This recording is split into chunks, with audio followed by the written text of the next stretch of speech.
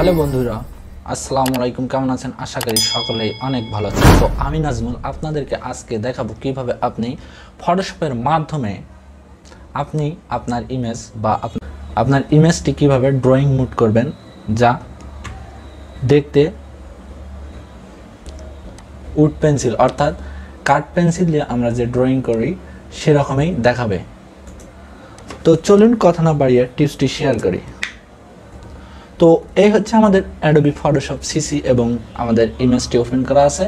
তো ইমেজটিকে আমাদের drawing mode করতে হলে প্রথমে আমাদের ব্যাকগ্রাউন্ডটিকে সাদা করা প্রয়োজন। তো সাদা করার জন্য আমরা প্রথমে ম্যাজিক টুল অথবা অবজেক্ট সিলেক্ট থেকে আমরা সাবজেক্ট সিলেক্ট করব। এরপর ম্যাজিক টুল নেব।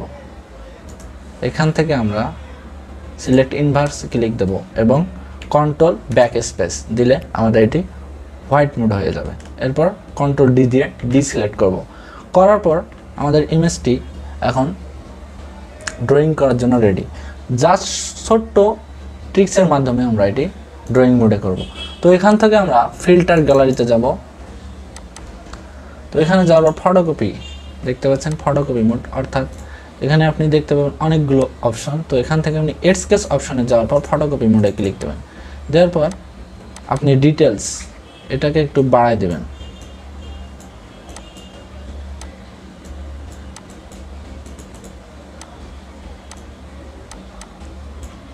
এবং ডার্কনেসটি একটু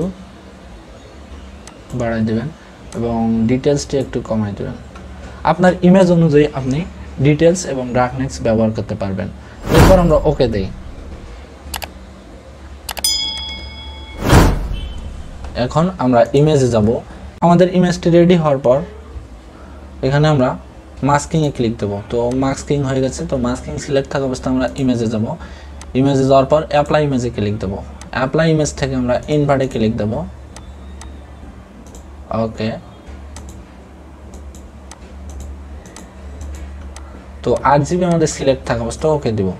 দেওয়ার পর আমরা আমাদের এই টেক্সচারটিকে আনলক করার পর আমাদের ডিজাইন বাটনে নিয়ে আসবো। এরপর আমি যা করবো, কন্ট্রোল টি দিয়ে টেক্সচার অর্থাৎ আমাদের হোয়াইট বোর্ডটিকে ছোট করে নিতে হবে। ওকে।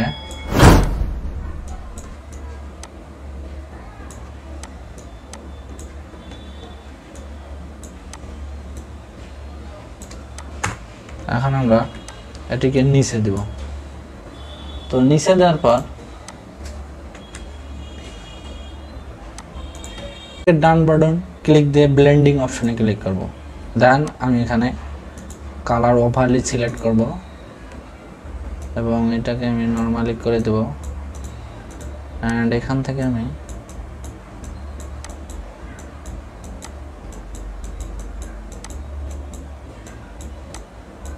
কিছুটা গ্রে কালার মোড অর্থাৎ সাদার থেকে কিছুটা গ্রে মোড করে দেবো। তো ওকে।